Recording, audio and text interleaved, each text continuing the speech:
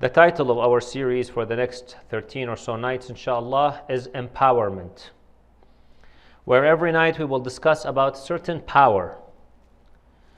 Tonight we will begin our series with the power of purpose.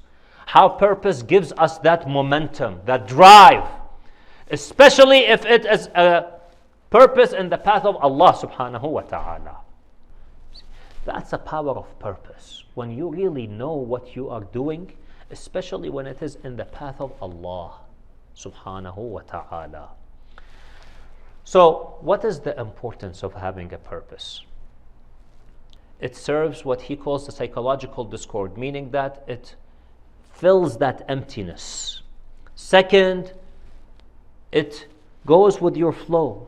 You go to work, for example, you go to work, do whatever it is that you do, then you face your problems, you try to resolve them, but you're not sitting down 24/7 just thinking about what am I going to do about my problem, what am I going to do about my problem, and all that stuff, and then start getting anxious about it and developing stress and so on and so forth. Okay. Second. Third, he says once people have a purpose and they start working towards it, what happens? They start developing self-esteem. They start developing self-esteem, meaning that, okay, I am doing a contribution to the society. I am making a difference. I am achieving my goals. That builds some confidence. So that's great. And fourth, he says it gives people hope. People get hope. When they understand that they have a purpose, that they have something to do.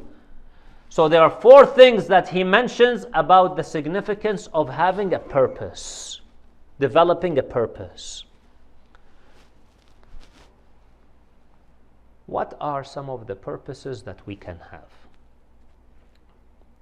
This varies. Some of the purposes vary.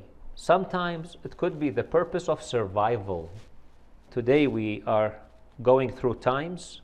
As we speak right now, there are countries that are undergoing persecution, attack. Some of the followers of Ahlul Bayt alayhimus salam are being persecuted as we speak right now. Second kind of purpose that can have is an individual purpose, something for your own self. I would like to attain a degree, great. I would like to buy a house, good. I would like to earn more money. It's more like an individualistic kind of thing, which is okay, but it has to grow to something bigger. That kind of a purpose is fine, but it's so shallow. If it's for the purpose of just getting the degree and getting the money and getting the house. So it's not just these shallow wishes, rather something bigger. So that's why a bigger purpose is to serve the society. What can I do to serve society? But as followers of Ahlul Bayt alayhimus salam, what is the purpose that we really need to adhere to? And that is the pleasure of Allah subhanahu wa ta'ala. Ultimately, attaining the pleasure of Allah. Allah subhanahu wa ta'ala mentions in the Quran that on the day of judgment, Allah will grant the believers gardens from which underneath them river will be flowing. But after mentioning all these blessings, Allah says, وَرِضْوَانٌ مِّنَ اللَّهِ أَكْبَرُ. And the pleasure of Allah is even greater than that. Attaining the pleasure of Allah. We need to really strive to attain the pleasure of Allah subhanahu wa ta'ala. That really should be our purpose. Achieving what pleases our Lord. Doing what pleases our Lord. Through the obedience of Allah subhanahu wa ta'ala and Ahlul Bayt alayhimus salam.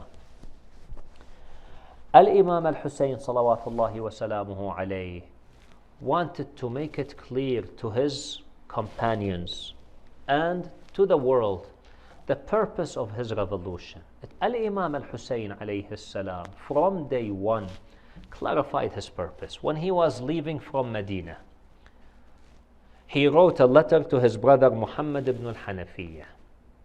In this letter he said, I am rising not in arrogance, meaning seeking money and materialistic gains.